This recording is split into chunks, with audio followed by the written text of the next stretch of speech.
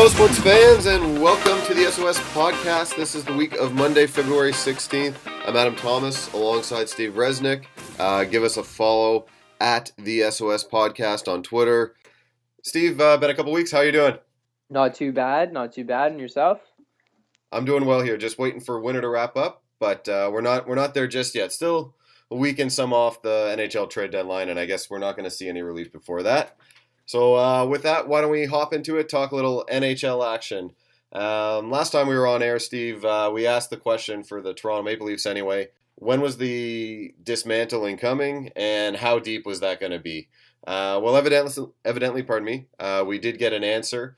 In the span of time that conversation happened, it was reported that Brendan Shanahan was sort of given the green light by the board of directors.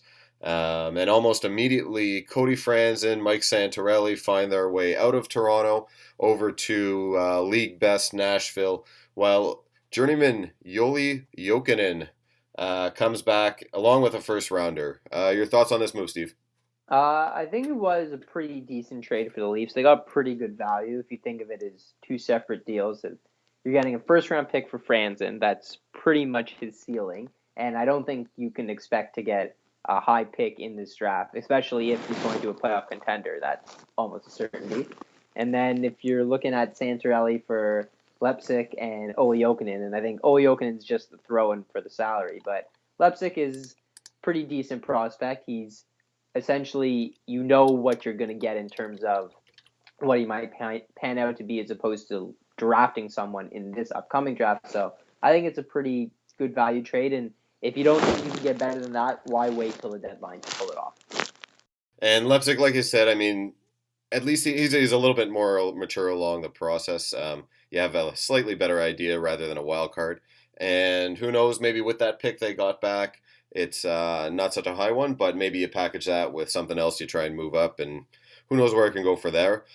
So I guess, overall, it's the right move, a good move. Jokinen, feel bad for the guy. If you look at the teams he's been with over the years, and one of the stats on in-game broadcast touched upon it, that he's played more games played with least playoff games than any other player, I believe, who's active at least, if not maybe all time or something crazy like that. Played over 1,200 and only been in 6 playoff games, so pretty understandable why he wouldn't be so happy to move off Nashville. But another, I think, bonus for the Leafs in this is that they definitely made their active roster significantly worse for the near future 10 of the season. So you got to imagine it's only going to help their chances to get that higher percentage of more lottery balls for that draft. Yeah, you're right on that. And that's definitely got to be part of the thought process. I mean, it depletes them this year, and they're arguably less talented than they already were, which is probably a scary thought, but good if you're trying to grab McDavid or something of that sort, which I'm sure at this point they definitely are. But Steve, one thing we're going to touch upon here. This is the first move in what is expected to be a series of moves. Probably expected to be quite a few players moving on in the next, say, 8 months or so when you roll the calendar up to the start of next season. This move demonstrates some pretty quick and clear action, which is different, I suppose you could say, on behalf of the Leafs. Again, they had that Board of Governor meeting, and next thing you know, first move comes off. The interesting part, though, is Dave Nonis is still the guy to make this move. And it seems, at least to me anyway, that he is the guy leading this charge now. And I wonder, are we talking maybe not even a year or two of Dave Nonis around? Like, is he doing the full build for the 3 to 4 year process now, or am I misreading this? What do you think, Steve? I definitely think how you can see that, and I definitely can see how some people would be very up in arms with that, considering his track record and how the Leafs have pretty much gotten worse overall since when he got here to what they are now. But that being said, when you look at the new additions to the front office and Dubas and Mark Hunter and all the other guys, and especially some of the younger guys for the analytics, you're going to need someone there with connections and who can talk to other GMs. You can't just throw a guy in there. And I think Shanahan realizes that. Another guy who his first time working for a team, that he's going to need someone to open the phone lines for him. And I think having Nonis there to do that, and than having more of a collective brain trust to make the decisions. At least you hope it's not Nonis alone in his office doing it. I think is not the worst thing in the world. That being said, I don't think they're really too much in favor of having a system where you have a president who didn't hire the GM, who didn't hire the coach, et cetera, et cetera. So I think I think you're not going to see him fired this deadline for sure, but it still wouldn't shock me to see him go relatively soon. Yeah, it's a strange one to me, and you brought up last time we taped that Dave Nonis really has his hands all over this Leafs roster. There is almost nothing that he hasn't played a role in at this point.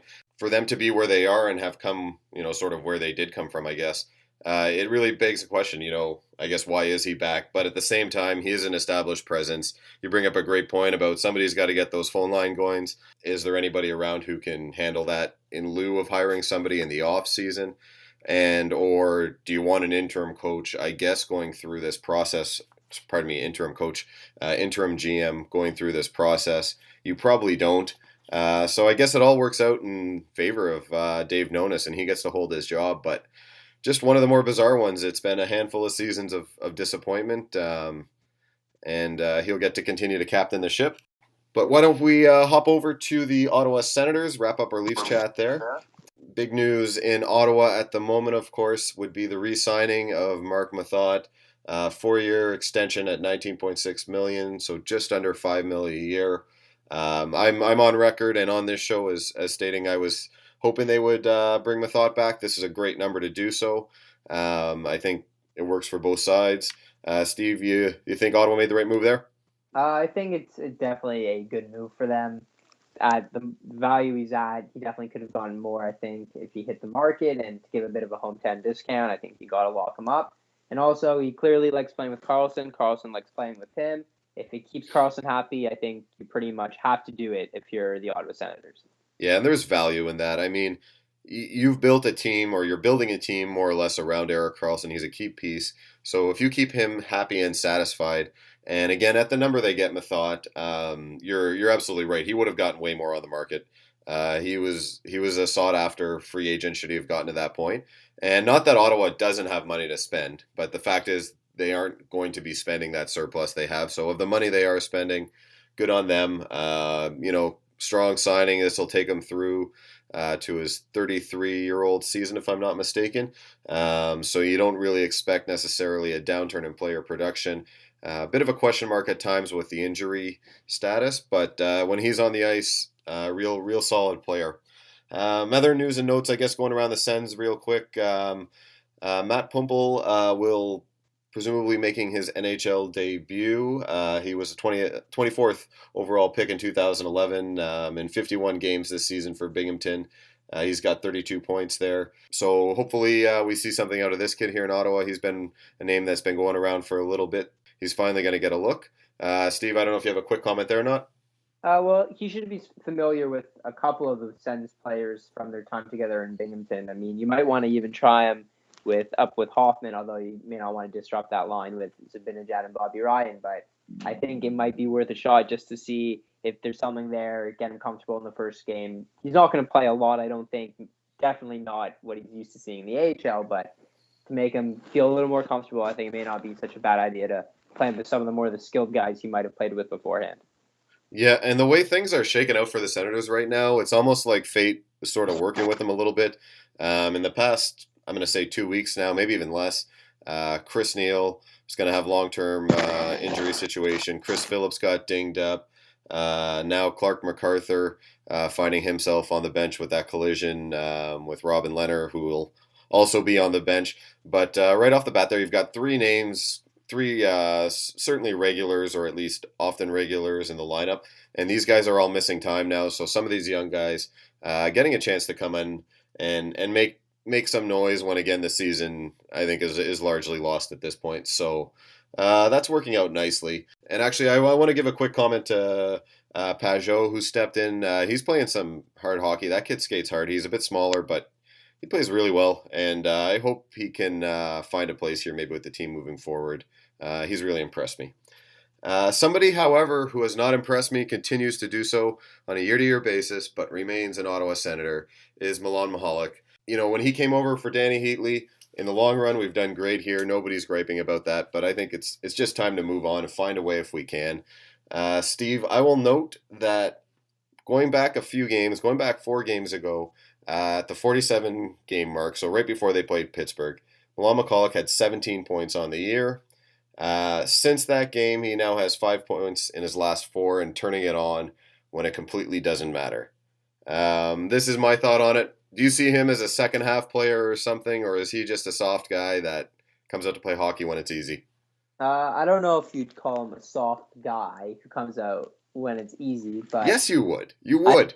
I don't know if I say that, but I don't think you're going to see him put up a point a game average for the rest of the season. But that being said, if there's a way to get a team to take on his contract for some secondary scoring, and you can get him out of there for a pick or some mid-level prospect, I think you got to consider it, especially Melnick. If you can get real money for potential money in terms of being paid, I think you're definitely in favor of that. Again, he's not a huge cog to the Senators. I don't think anyone will say he's a piece going forward for the future, so it shouldn't disrupt too much getting rid of him. But you have to wonder if Melnick just keeps him around just to tell himself, we won the Danny Heatley trade and Milan Michalek's going to play till he literally no longer can. Like Steve, it kills me to say it, but I totally agree with you. I'm pretty sure that's it at this point. Is just to say, Heatley tried to screw us, and here we are. We're still riding Milan Michalek and 20 odd points a year. Here we go. I disagree with the comment you made that he's not an important cog in this team, and I don't think he should be, and I don't think he is on the ice level. But again, getting back to dollars and cents here, this guy makes $4 million a year, and for an Ottawa team that doesn't splash money around, $4 million is a lot. That puts him in the top 3, 4, 5, 6 of paid players, depending, with the up and down of contracts from year to year, the way they're staggered these days. But his $4 million a season that we're paying him right now is not being reimbursed from a points perspective at all. He's making more than Kyle Turris, making more than MacArthur, making more than, Methot prior to this new contract. All these guys clearly much more productive, much more valuable to the team. And at the dollar mark again, with an Ottawa team that doesn't spend money, that's a mistake in my eyes. But that is not a argument that will end anytime soon, it looks like. Hopefully they move him. You're over under on them moving Milan Michalek, Steve? Below 5%. His contract hit, I think, is just too much for until he's an expiring contract. I don't see a team picking that up for a stretch run. Yeah, I will say below 1%, sadly, just not happening. But hey, we can hope, right? And the last news and note we'll maybe touch here on the Senators. Robin Leonard undergoes an injury disrupting what was more or less a positive stretch of hockey for him. He played nine straight starts, taking over January 29th against the Dallas Stars, going back to Craig Anderson first hurting himself. He'd been pretty decent over that stretch, 2.66 goals per game over those 9 games, so not lights out hockey, but a save percentage above 900. Overall, a solid stretch, but at the end of the day, he went 3-5-1. So what does those 9 games, Steve, in your eyes represent? To me, it's just more of the same. Just him not looking awful, but still not looking like he's ever really going to be a true number one goalie for the Senators. Which isn't to take that the wrong way, but just I don't think his ceiling is going to be as high as maybe they thought when he won the Calder Cup in the AHL with Binghamton. But that being said, if Andrew Hammond can prove to be a diamond in the rough, or this leads to finding another goal in the organization that can come through, then it may turn out to be a blessing in disguise. Yes, and I am starting to maybe get a bit frightened myself. I've been backing Robin Leonard for a couple seasons now, but at the end I see this 9-game stretch the same way you do, and that is just more of the same. And it's not that he's been a bad goaltender, it's just that he's not a great goaltender at this point, and worse is that the team doesn't seem to win in front of him. I feel like you get a similar performance from somebody like Craig Anderson, and the team will win that night. But then Robin Leonard does the same thing, and for some reason they lose the game. And it's just sort of an unquantifiable number, but it's just how I feel as a fan. And it is starting to worry me a little bit now, given that he's sort of been around a little bit longer. He should know a little bit better. But on the other hand, I look over at a Devin Dubnyk, for example. he took a little bit of time to mature, but he's having a great year this year. Who knows what the rest of his career looks like now? Goaltenders, they take a little bit longer to develop. I just wonder if Ottawa can wait through that full developmental process. So we'll see. Steve, big news, I think maybe from the NHL, maybe not big news to everybody, but I'm kind of intrigued by it. The NHL launching a full new NHL.com as it relates to their statistics and tracking and all that stuff. So we've got a little bit more to work with here when we talk hockey. And one of the big changes, of course, is incorporating the so-called advanced statistics, Corsi and Fenwick. Not only have the NHL included them, but they've actually gone one step further and renamed them shot attempts and unblocked shot attempts, representing Corsi and Fenwick, to sort of enhance their acceptance by the mainstream. Your opening thoughts on sort of this advanced statistics and where they're going here at NHL.com? Yeah, it was only a matter of time before this became more mainstream. We saw this offseason pretty much a third of the league hiring a specific analytics guy to help with that, and you're sure the rest have internal guys that they're using for that. Even the Maple Leafs are now around on it, and it's a good thing to see. I for one, I'm very interested in that type of stuff and being able to not only see players, but now compare them to other players and from other eras too is pretty cool. And seeing the old game sheets, I'm sure, is cool for some old-time hockey fans. But in general, I think it's a big thing. It's another way to look at the game, not saying it's the way to look at the game. And eventually, when these things start being used for contracts and within arbitration, I think you'll see much more activity in terms of players' thoughts on it and agents' thoughts on it than just the fans' perspective. Yeah, and I'll get to that second point there in a second, but just leading into it, I like it. I love it. I think it's great. There's all the statistic does, and this kind of gets at me when we have this chat about advanced statistics, but all statistics do is, they tell a story one way or another. There's no stat that's better than another. Some tend to, correlate better with winningness or losingness or things of that sort. But at the end of the day, they're just numbers. And I don't want to say take offense, but I find it a little baffling that people get so riled up over the addition of new statistics. Quite frankly, I think the NHL should have just dropped it in there, and then if people use it, they use it. If they don't, they don't. Relaunching to all this supposed fanfare and whatnot, probably another way to get their name in the news, which is great. But again, you should just have these numbers available. If you're tracking them, why not make them available? Encourages people to look at things differently, right? Well, it also sounds like once they add that sport VU, however it's pronounced, tracking system that they use in the NBA, once they add that, then you'll have to pay to access that sort of advanced stat. So I think the whole pumping it up might lead to that in some regard, is to get the publicity out, and that when they unleash this new one that you have to pay for, people will remember it. Yeah, excellent point. And with a major professional organization, sporting or otherwise, anything of this sort is totally calculated, and there, I'm sure, is another goal down the road. And revenue often is the case for that. So probably the case here. But overall, you should have these stats. And again, you're tracking them. Let's make them available. I personally like them. I think they're really valuable numbers. I think they tell an interesting story. And actually, and sort of, again, you alluded to this, down the road when we're talking contracts and we're talking representation of players, and I'm thinking more, 10, 15 years type thing, where this has really been adopted as mainstream description of player productivity. This value ever derail something like the assist or the goal or the plus minus in contracts? Steve, do you think it'll get that big? Does this value hold that weight to you?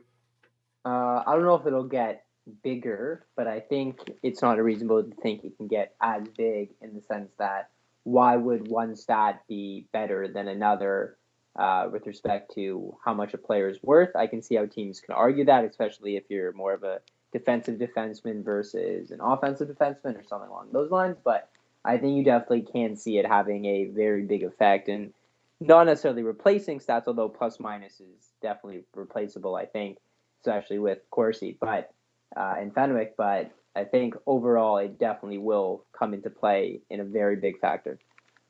Yeah, it'll be interesting, especially plus minus, to see how long that stat can live out, if it can live out at all. I think, the Toronto Maple Leafs make a great example. They are paying a consultant to tell them how these numbers mean something. And I think, probably sooner than later, you're going to see significant contract talks based on these numbers. If again, the Leafs value his opinion on these topics, this of course being Kyle Dubas, then why wouldn't they structure their contracts, where possible anyway, to reflect that? And that's my take on it. So I guess it'll be interesting to see this play out in the future. And contracts, they tend to change shape and structure every decade or so anyhow. So maybe this is just the natural evolution. Okay, Steve. So yesterday represented the start of the spring training season for the Toronto Blue Jays down there in not so warm Dunedin, Florida. I understand it was cool 7 degrees above freezing. So the boys trying to escape Canada, get somewhere warm didn't happen for them. But does mean baseball is around the corner. How excited are you, Steve? Not as excited as a Blue Jay fan who started watching after 1993 can truly be. Oh man, I feel you. We're doing it this year. We're doing it this year. The Royals went to the playoffs last season, so the boys in blue and white were bringing up the rear in terms of lengthy absences from the playoffs. So this is 2015. Would you take a playoff appearance only to lose in a crushing way in a Game 7 situation? Would you take a playoff berth to lose the way Oakland did in the wild card game? Oh gosh. Question.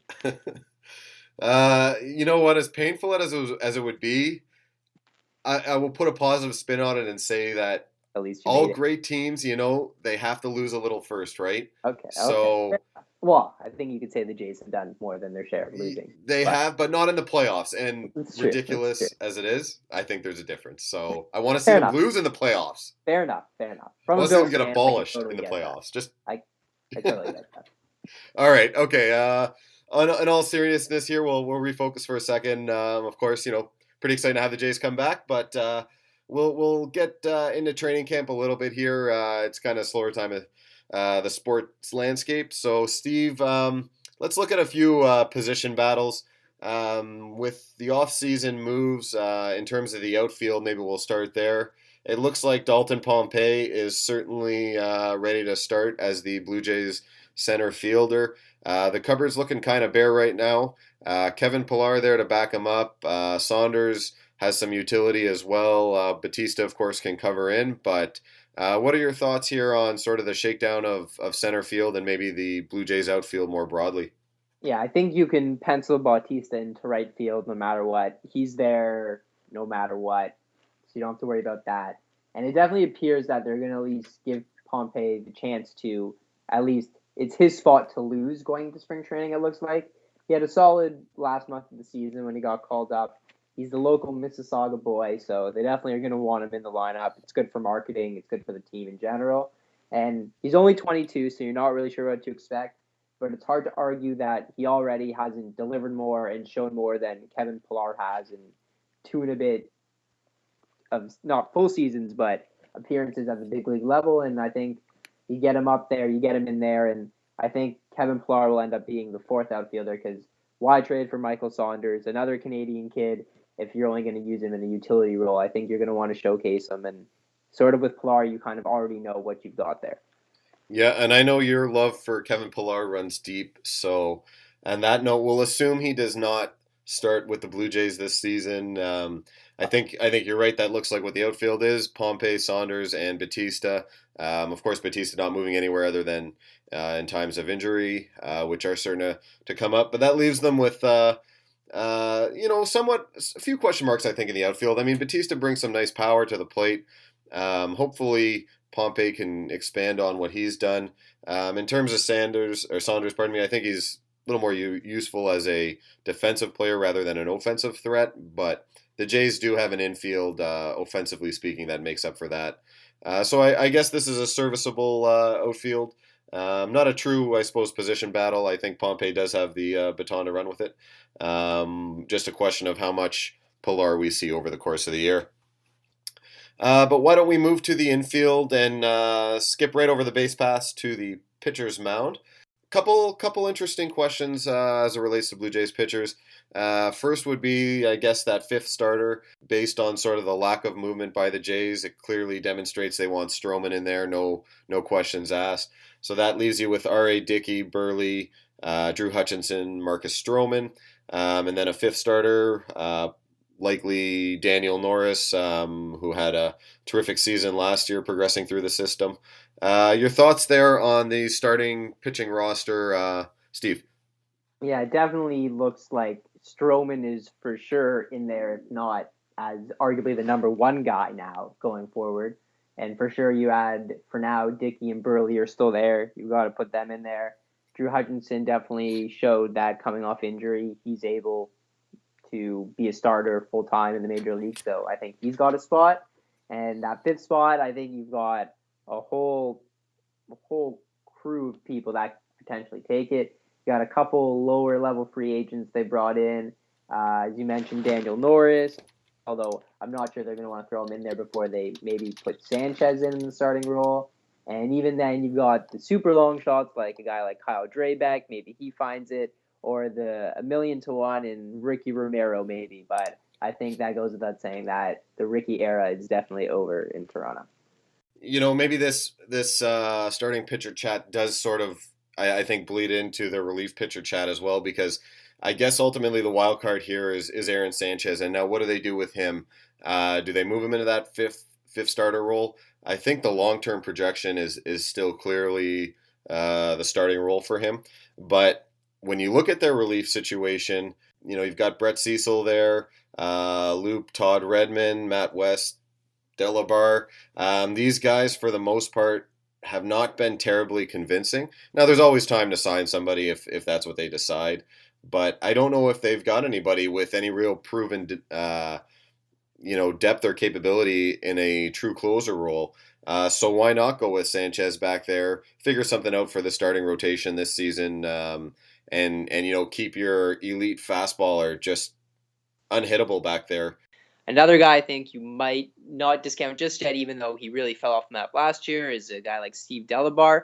The type of stuff he has, and he was throwing high 90s when he had it on 2 years ago. So if he can somehow regain his form, I think he's maybe got an outside shot. But I think it is Aaron Sanchez's job to lose or job to have until they decide to make him into a starter. Yeah, and I'm just not inspired by this group they've got here right now. Cecil and Loop, they both throw well. Cecil anyway throws for a good number of Ks per nine, so he's effective. Loop's not quite as efficient in his strikeout, but he does have a better career whip. You talked about Delabar. He was a K machine in the past, and he's able to do that as well, but does not have the ERA in Toronto anyway to really support his long term use. So I guess my answer here is either one of these guys rises to the occasion and shows something they've yet to show, and again, young faces, to be fair, not that they've squandered away 10 seasons in the MLB or anything, but we need to see more from this group of three or four names, or you put the ball in the hand of Aaron Sanchez and you let him flame throw the AL East to death, and maybe we make the playoffs. What do you say, Steve? Let's hope so, right? All right, well, that's it for my side of things. I want to talk a little starting pitcher, a little relief pitcher, a little outfield. Do you have anything on top of your mind, Steve, as we head into the early days of spring training?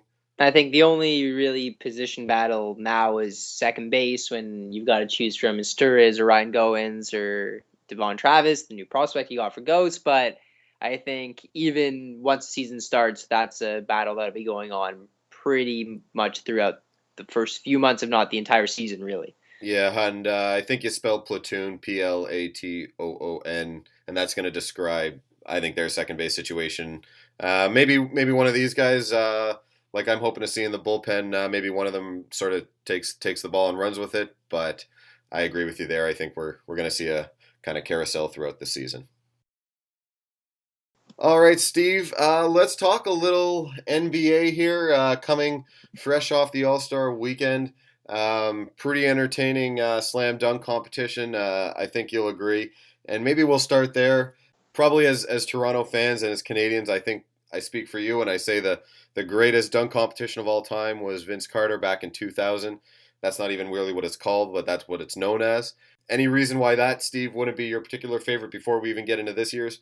Oh, that's definitely up there. I can even remember I would have been 9 years old, turning 10 that year, but I can vividly remember watching that dunk contest and not grasping, the greatness of it, but being truly amazed at being like, wow, like I can't even do that on like the Fisher Price net I have in the basement. Or Yeah, just I remember that contest like for some reason clear as day. I mean, obviously the reason why it's clear as day was because it was just jaw dropping.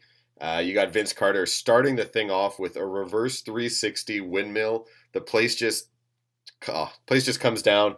I watched the highlight reel of his dunk contest not too long ago just to relive the experience, and it really was awesome. But tough competitor shows up at the competition this year. Zach LaVine, kid's 19 years old and pretty ridiculous. I think the two of the show for him, in my opinion, were the so-called Space Jam, going through the legs, just with a rude throwdown, practically taking the net down. The other one I liked a lot was the around the back, just so calm going through that dunk, and it can't be that easy. It can't be. I can't do it. I know that. Steve, Zach LaVine, how do you feel about him? yeah, he definitely was the deserved winner of the contest. Although I think you got to give some shout out to Victor Oladipo, who definitely put on a very good showing and probably would have won against any other contestant. But Zach LaVine, again, the definite winner. He was the most hyped up one. He had some big dunks in college and at some pro-am tournaments over the summer. So a lot of people knew what they were expecting. But to hear him say afterwards that he still had, five more that he didn't even pull out is pretty good to hear, and that he'd want to come back next year. And you got to figure it all sets up for 2016 in Toronto, Wiggins versus LaVine at the dunk contest. It's pretty much writing itself for the NBA and its marketing. Well, you're right there, and if he wants back, there's no way they say no. I'm convinced that's probably the best response the dunk contest has received, probably since Vince Carter. There might have been one or two along the way that had some good showings, And but there's no way Wiggins could say no to doing it in oh, Toronto. Wiggins would be all about that. There's no way. I'd be all about that. Let's do it. Yeah, I'm good yeah. with You can throw Anthony Bennett in it too. Just throw him in there. See what he does. So yeah, no, I think Levine did a great job there, but I'm still gonna keep Vince Carter. The relationship with Toronto didn't end great, but it was pretty good while it happened, and that slam dunk competition was legendary.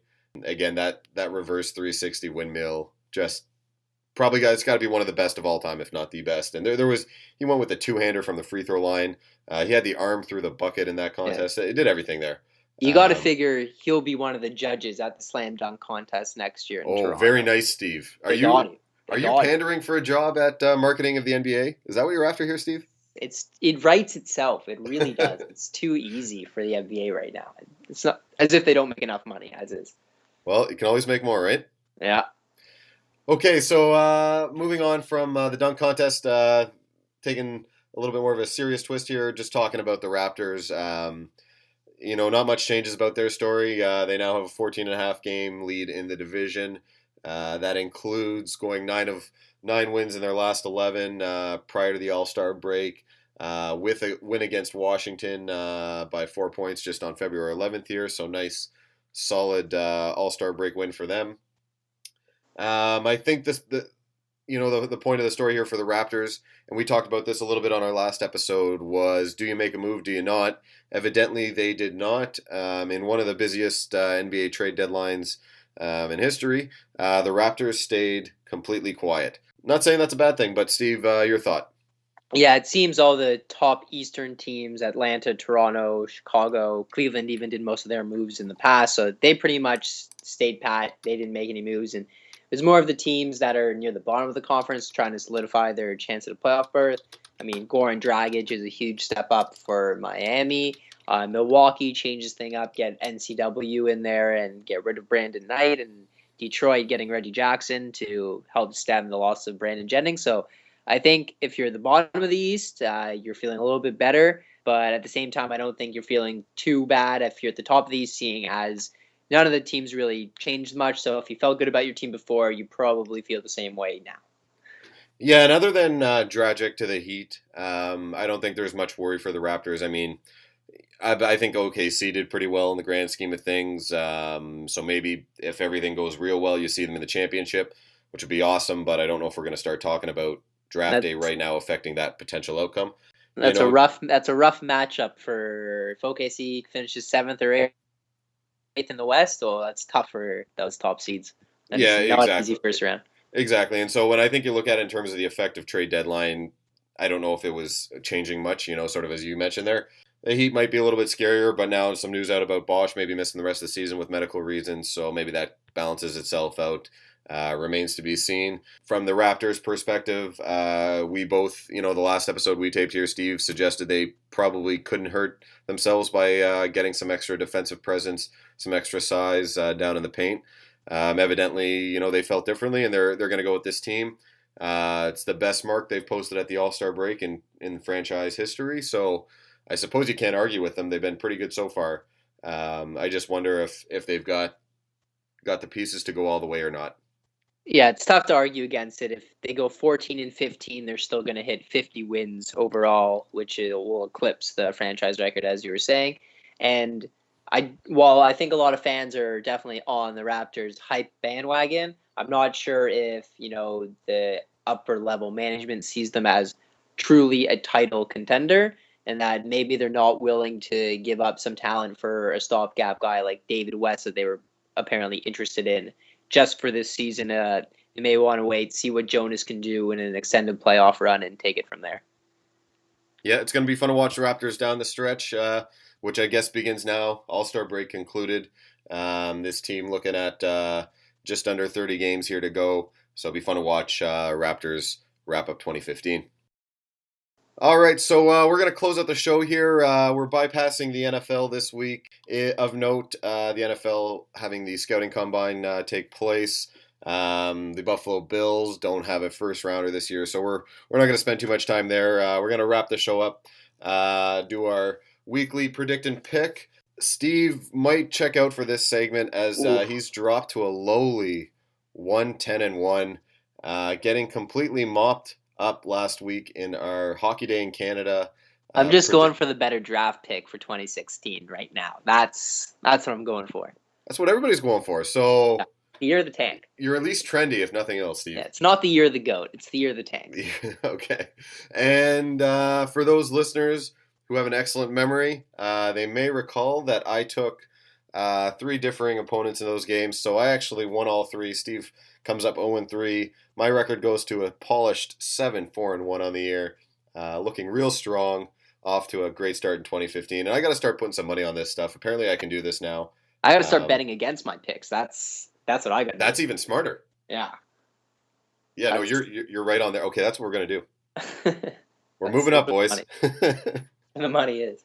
All right. Well, on to this week. We've got a few games in mind here. So the first one features the Toronto Raptors heading down to Atlanta, Georgia, to play the Atlanta Hawks in a battle of the 1-2 seeds in the Eastern Conference. Steve, who are you going with? I'm going to take the Hawks in this one. I like the Raptors, but the Hawks are the number 1 team for a reason. And when the Raptors beat them, it was before they really got on the run. So I'm going to take the Hawks in this one purely for the home court. You know what, Steve? Let me drop some knowledge on you right here. The Hawks are 3-3 coming in the All-Star break. The Raptors, hot as anybody at 9 wins in their last 11. You've got to go with the Raptors on this one. I'm sorry, Steve. Look at where those 2 losses are to, though. Not the best teams. That's fine, but Atlanta just recently lost to the Boston Celtics. Come on. Got to go Raptors. But I'm not going to tell you how to pick. It's been going right for me so far. So Toronto all the way. Glad to hear you're on Atlanta. It should be a good game if nothing else. Hopefully they both show up and there's no rust from the All-Star break. They're ready to go and it's just a good game because I think it'd be fun to watch that one. Flipping over to another fun game, that'd probably be interesting one to watch. LA Kings, San Jose Sharks at Levi Stadium, the outdoor series. Steve, who's your pick? I am going with the LA Kings in this one. They've got the momentum. San Jose, they probably still want revenge for last year, but I just don't think they have what it takes to take down LA now or in the past or in the future. Yeah, these teams both a little confusing to me. I'd love to say that I'm picking San Jose because they have this desire for revenge. I am picking San Jose, but it's not for that reason. I just don't think they have that much heart on that team. But I do think they'll win a hockey game on Saturday night at their quote-unquote home fans in the building. So I'm going to go with San Jose. And our last predict and pick of the week, we are taking the Pittsburgh Pirates versus the Toronto Blue Jays. Spring training debut for the 2015 Toronto Blue Jays squad on March 3rd. Steve, who are you taking? Well, firstly, if you're gambling on this game, you have a serious problem, and Agreed. you need some help. Just stop right now, get some help. In all serious, I will take the Blue Jays in this one, but I'm hoping for a tie game, because who doesn't love tie games in baseball? Bud Selig, that too. That is who. And yeah, the All-Star game forever changed as a result of a tie one day back. But anyhow, I'm going Toronto as well. I can't pick against Toronto in the first call of the season. Have to go Toronto. They're going to slap around the Pirates and get off to a hot 1-0 start to the training season. And, just laying the foundation for what will be a triumphant year in 2015. All right, so I guess that takes us to the end of the show, Steve. All the best to you on your predict and pick this week. I know it's been tough. You're gonna need the luck. Yeah, of course. All right, so we'll end it there. Good show again this week, and thank you everybody for listening, and take care.